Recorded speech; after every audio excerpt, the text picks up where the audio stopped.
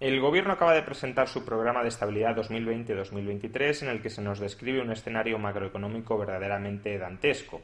El PIB de este año caerá más de un 9%, la tasa de paro se ubicará por encima del 19% y la deuda pública alcanzará el 115% del PIB. Se trata, por tanto, de un mix desastroso que aboca a España a una situación de fuerte inestabilidad financiera y de difícil sostenibilidad futura. Sin embargo, uno de los elementos de la presentación que más comentarios ha generado ha sido el concepto de V asimétrica que ha exhibido la vicepresidenta del Gobierno y ministra de Economía, Nadia Calviño. Según Calviño, la recuperación en España no será en forma de V, sino de V asimétrica. Es decir, que caeremos mucho y luego nos recuperaremos a una velocidad desigual. En cierto sentido, claro, el concepto de V asimétrica de Calviño suena a guasa, suena a chiste, parece que nos estén tomando el pelo.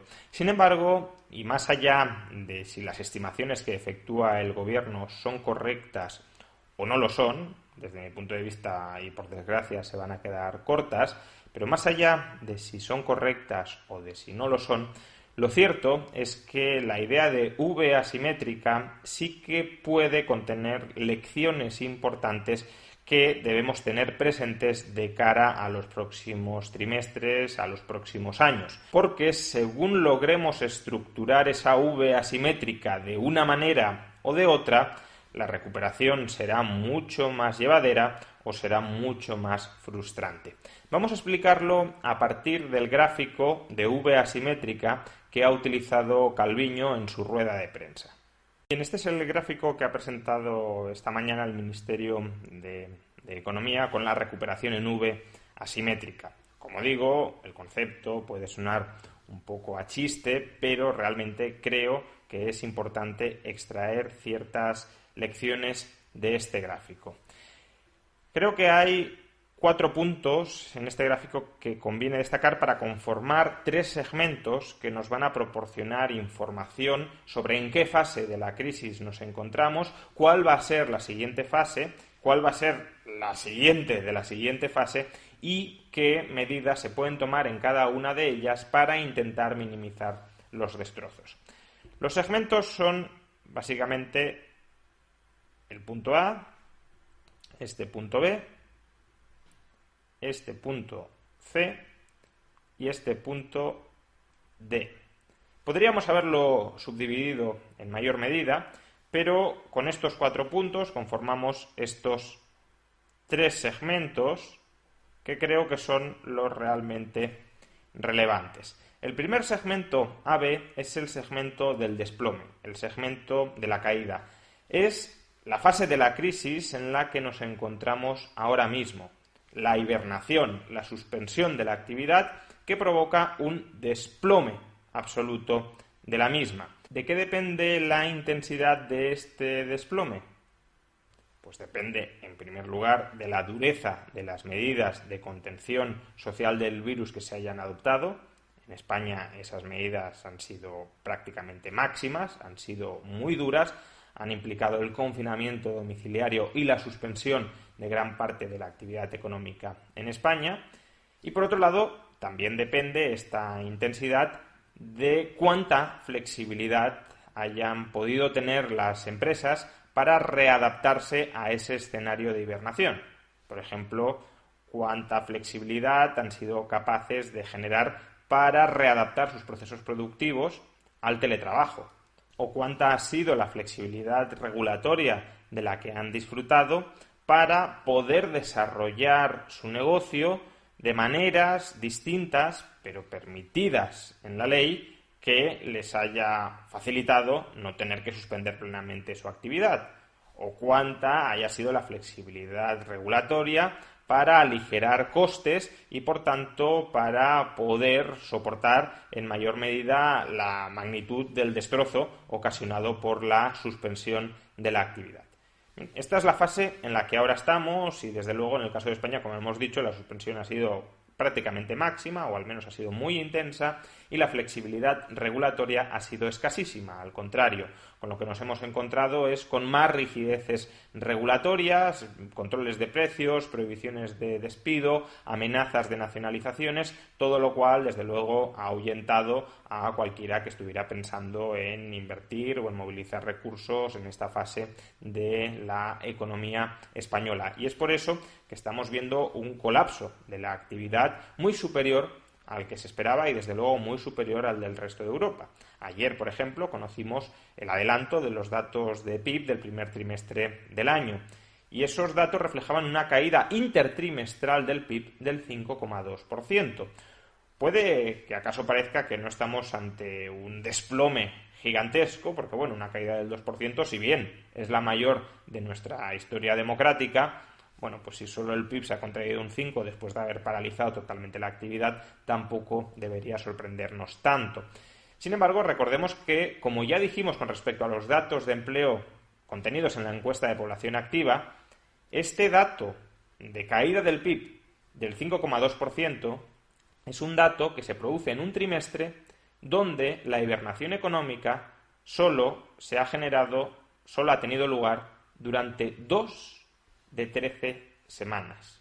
Por tanto, el PIB de todo el trimestre, el valor de todo lo producido durante un trimestre en España, se contrajo más de un 5% entre enero y marzo con respecto al trimestre comprendido entre octubre y diciembre por el colapso que se concentró en las 2 últimas semanas de marzo.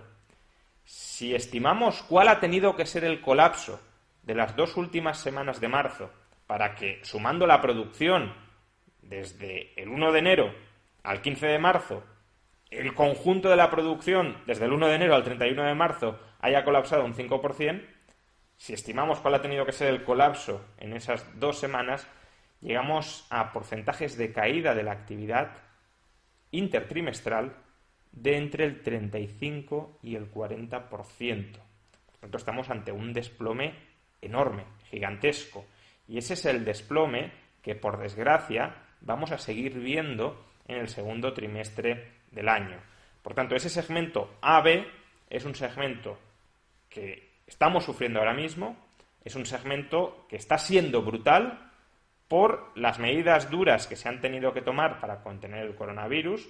Y no lo olvidemos, la dureza de esas medidas guarda una cierta relación con la pasividad absoluta que mostró el gobierno durante las semanas anteriores al 15 de marzo, porque si se hubiesen tomado medidas antes, medidas a tiempo, medidas cuando algunos ya las solicitábamos, esas medidas no habrían tenido que ser tan duras como las que finalmente han sido, y por tanto el hundimiento de la economía no habría sido tan doloroso como el que está siendo.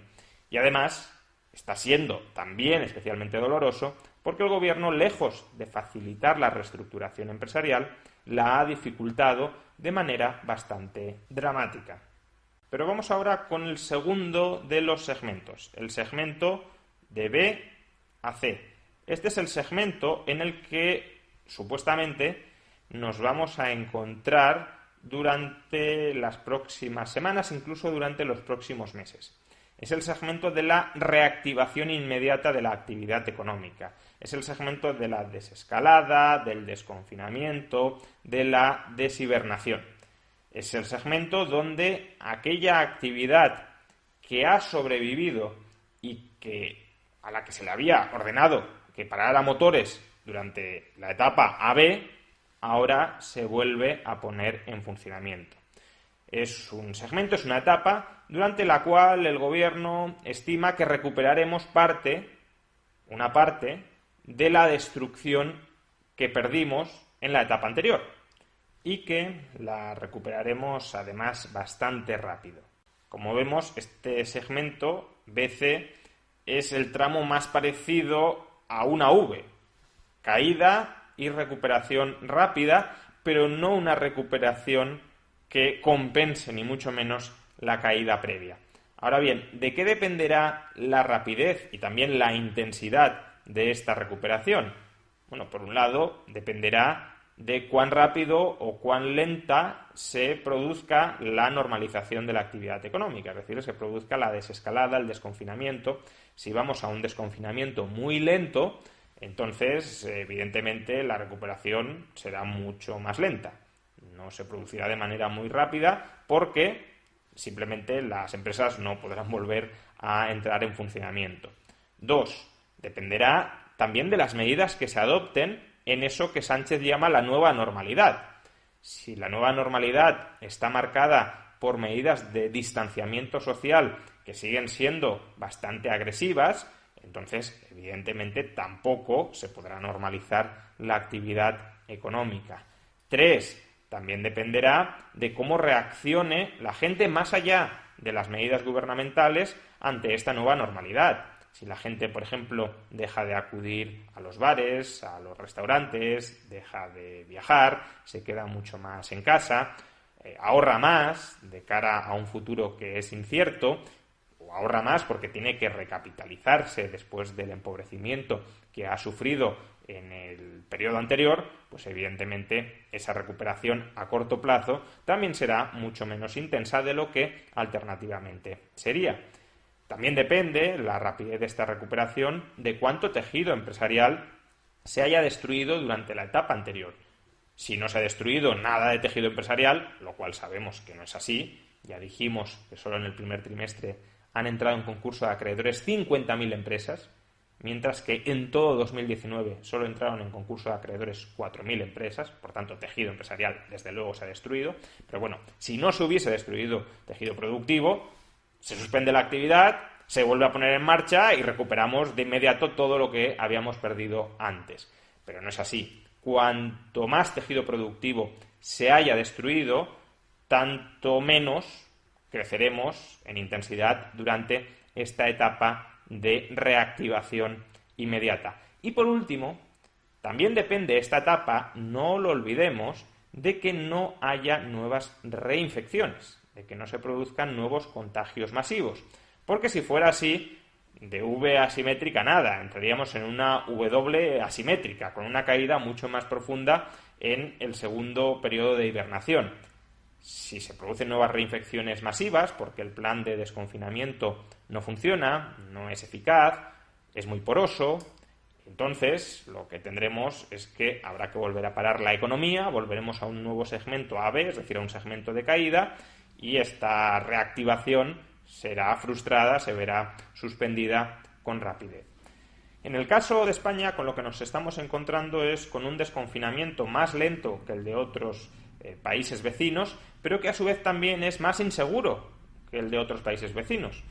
Esto es un tanto contradictorio porque obviamente uno podría escoger ser muy prudente y por tanto ralentizar el desconfinamiento para así asegurarse de que no hay un nuevo periodo de infecciones masivas que obliga a volver a parar la economía, o uno puede ser más osado y pretender desconfinar la economía lo más rápidamente posible confiando en que no va a haber nuevas infecciones generalizadas. Es una disyuntiva que entiendo que todo el mundo se plantee. Ahora bien, lo que no tiene mucho sentido es desconfinarnos más tarde y con menos garantías que otros países. Y esa es la actitud que parece que está adoptando el gobierno. El plan de desconfinamiento, como hemos dicho, retrasa más la normalización de la actividad de lo que sucede en otros países, pero es que a su vez las herramientas que necesitamos para volver ese plan garantista, por ejemplo, amplio suministro de mascarillas, amplio suministro de tests, herramientas para trazar los contactos de aquellas personas contagiadas para volver a aislarlas de manera precoz y que así no puedan seguir contagiando a otras personas, todo eso se halla en una situación, en un estado muy precario y no parece que vaya a cambiar de una manera muy radical en las próximas semanas. Con lo cual, no solo nos enfrentamos a un escenario de reactivación económica que va a ser lento y por tanto no tan intenso como podría ser alternativamente si se hubiese abierto, si se hubiese decretado la apertura de la economía de manera mucho más amplia, sino que además, pese a ser más lento, también será mucho más peligroso que en otros países y por tanto nos arriesgamos a esa reinfección. Y por último tenemos la franja, el segmento CD. que es desde luego la más larga y a mi juicio la más importante. Bueno, todas son importantes, desde luego. Evidentemente, si hubiésemos conseguido evitar una caída muy brusca o si hubiésemos conseguido evitar la destrucción de mucha capacidad productiva y, por tanto, propiciar una reactivación muy rápida y muy intensa, pues tanto mejor para todos. Pero creo que estos objetivos no eran del todo realistas, en el sentido de que pues el 15 de marzo ya era tarde y ya quedaban pocas alternativas al confinamiento domiciliario.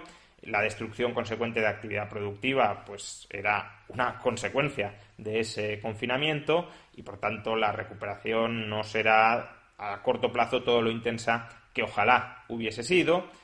Se pueden todavía tomar medidas para tratar de facilitarla, pero no parece que este gobierno lo vaya a hacer a corto plazo y creo que, por tanto, hay que concentrar más los esfuerzos, hay que concentrar más la batalla intelectual, ideológica, en intentar que ese segmento CD también sea lo más rápido y lo más intenso posible. Ese segmento CD es el segmento de la reestructuración de la actividad económica. AB es el segmento de la caída, del hundimiento por hibernación. BC es el segmento de la reactivación de la actividad hibernada que ha sobrevivido.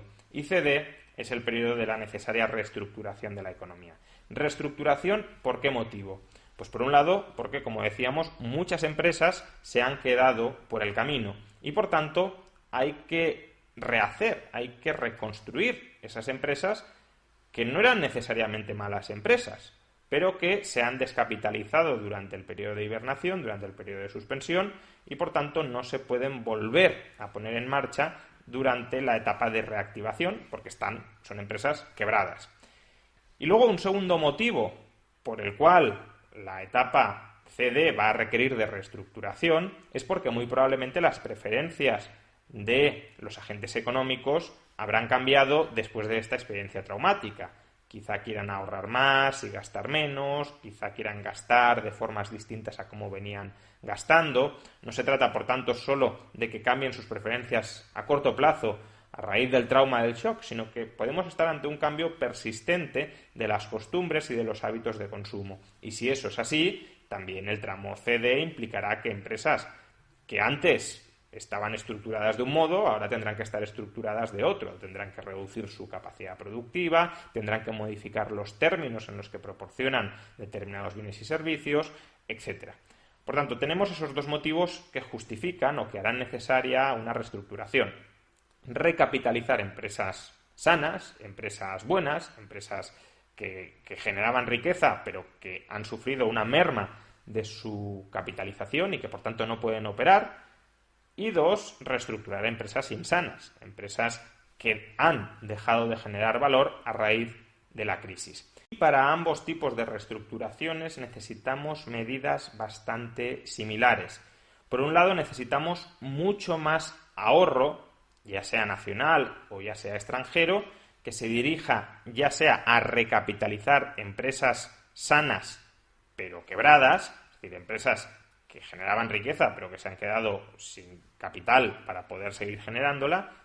Necesitamos inyecciones de capital en esas empresas para que puedan volver a operar y necesitamos capital para crear nuevas empresas distintas de las que teníamos antes, que proporcionen bienes y servicios diferentes de los que venían proporcionando. Por tanto, como el capital, como la financiación viene del ahorro, y el ahorro, de nuevo, puede ser ahorro nacional o ahorro extranjero, necesitamos esa materia prima fundamental para potenciar, para acelerar la reestructuración de la actividad económica.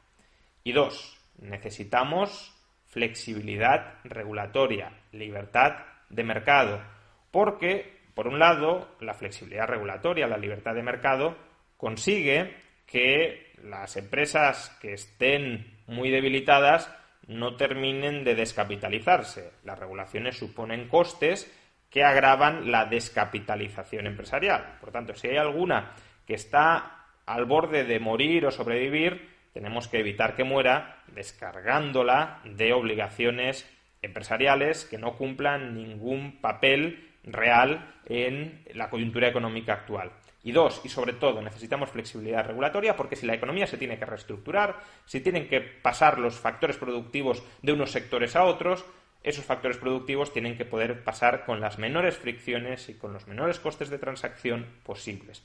Y eso lo conseguimos con flexibilidad regulatoria. ¿Cómo potenciar ese ahorro y cómo potenciar esa libertad regulatoria? Pues desde luego bajando impuestos para que el ahorro interno no esté sangrado fiscalmente y se pueda amasar y se pueda dirigir a financiar inversiones, operaciones empresariales. Y dos, descargando el BOE y los boletines también autonómicos de la mayor parte de la regulación o de las regulaciones que se han ido aprobando en las últimas décadas para, de nuevo, flexibilizar, facilitar, hacer mucho más sencillo que las empresas se puedan reinventar. Problema y motivo por el cual uno puede ser y debe ser bastante pesimista sobre la velocidad, sobre la intensidad de esta etapa de reestructuración económica, pues que los planes del gobierno parece que van en la dirección absolutamente opuesta. El gobierno ya nos ha dicho que a medio plazo va a haber subidas brutales de impuestos que mucho me temo se van a concentrar sobre el ahorro, es decir, no se va a potenciar el ahorro, se va a penalizar el ahorro. La tasa COVID-19 que ha propuesto Podemos, que no es más que un impuesto reforzado sobre el patrimonio, es un impuesto que ataca justamente la acumulación de capital, la acumulación de patrimonio dentro de nuestro país. El capital no va a querer venir a España, sino que va a querer largarse de España y en estos momentos es lo último que necesitamos. Y dos, de nuevo parece que vamos a una economía mucho más rígida, mucho más regulada, con más controles por todas partes, controles de precios, controles en las condiciones de producción, incluso quizá nacionalizaciones de empresas. Y todo esto es lo último de la flexibilidad regulatoria que necesitamos. Por consiguiente, se hizo mal en la etapa de caída, en la etapa de hibernación, se hizo mal o se está haciendo mal o se va a hacer mal en la etapa de desconfinamiento, de deshibernación y también, muy previsiblemente, se hará fatal en la etapa de reestructuración. Caeremos mucho más de lo que deberíamos haber caído, subiremos mucho menos a corto plazo de lo que podríamos haber subido y a largo plazo todo apunta a que tendremos un estancamiento persistente, una recuperación, una reestructuración mucho más lenta de lo que la economía española podría haber logrado, sobre todo si atendemos a lo que sucedió en los años 2014, 2015 o 2016, donde la reestructuración fue razonablemente rápida y crecimos a tasas bastante elevadas que permitieron que en el año 2018 ya hubiésemos recuperado todo lo que se perdió durante los años anteriores. En conjunto, por tanto, vamos derechos a una economía más pobre como consecuencia, ya no, que también es obvio, de la crisis sanitaria, de la emergencia sanitaria que hemos vivido a cuenta del COVID-19, sino, y esto es lo más desazonador, como consecuencia de las pésimas políticas económicas que el gobierno de PSOE y Podemos está planteando aplicar.